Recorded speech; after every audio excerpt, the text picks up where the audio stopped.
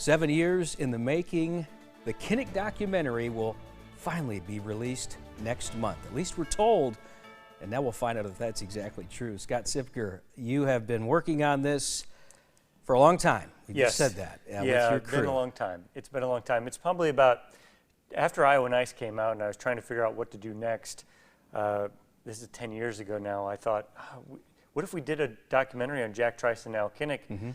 And at the time, we just couldn't do it, so it kind of transformed into Hawkeye Nice and Cyclone Nice 2-minute videos that eventually got us on ESPN.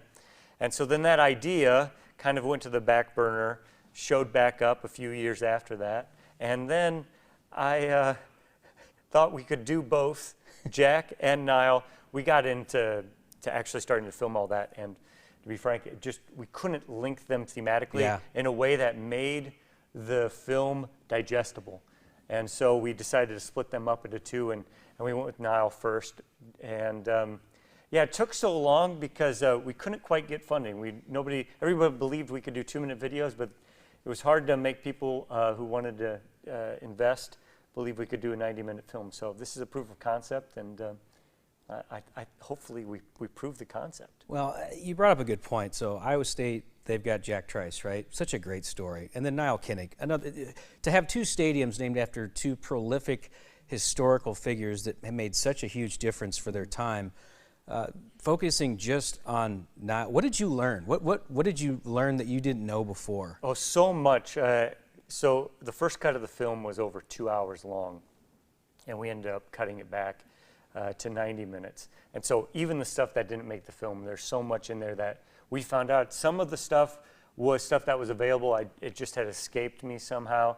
And then other stuff we found out through doing the research ourselves and digging up things that nobody had thought to dig up before. And probably one of the bigger things to tease is that there's this legend that Niall heard about the reports of Pearl Harbor and went down and enlisted.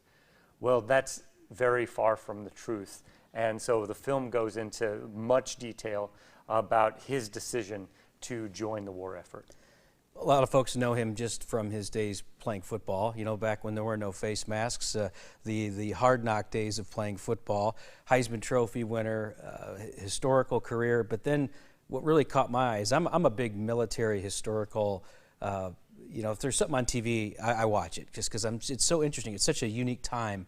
And then how much of that do you get into, his time in the service and what he did in the war? Quite a bit. So the last, I'd say, third of the film is his time during the World War II period. And that's where you get to really see Niall for the man that he is, because he's no longer walking around being the big man on campus. Niall was legitimately one of the most famous human beings in America after he won the Heisman Trophy in 1939. And then he goes off to the war. And he's in training, and he's a soldier in a uniform. And so he really starts to, in his war diaries, you get some of them here, he writes about how he's feeling. He's not doing so well in pilot training. Talks about being anonymous again. And it's really insightful. It's probably my favorite part of the film. Another thing that caught my eye was his roots growing up right next to here in Des Moines. You had a chance to actually connect with some of his family to fill in some of those gaps about, you know, behind every historical person of significance, I feel like there's a family story, right? There's a reason why they had a heart the way they did and they decided the things they did. That seems, in the trailer at least, to be true with the Kinnick family. With Niall, maybe more than anybody. And we are going back a generation when extended family was so much a bigger part of our lives. But even with that said, the Kinnicks held a very tight-knit household. And Niall, he had a first cousin who's named Don Weiss, who's still alive. And no one's ever interviewed him before. That's crazy. And we found him. And he is, I would say, the star of the film, besides Niall, of course. But Don, he's 8 years younger than Niall, which was the same age as Niall's younger brother, George.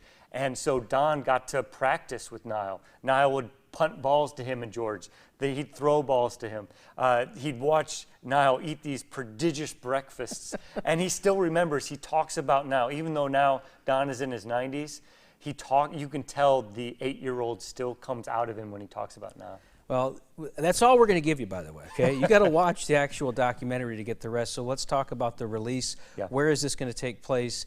Because I'm really hoping that people watching this will support the effort, as hopefully you'll take this documentary and go on to your next project. Let's Yes. focus on this one. When can we see it? August 24th, it's going to come out on Vimeo, which is on most of your streaming services now. You can, if you have Google Chrome or Chromecast or Roku or Apple TV, whatever, you can stream it a lot. And you can also go directly to the website Vimeo.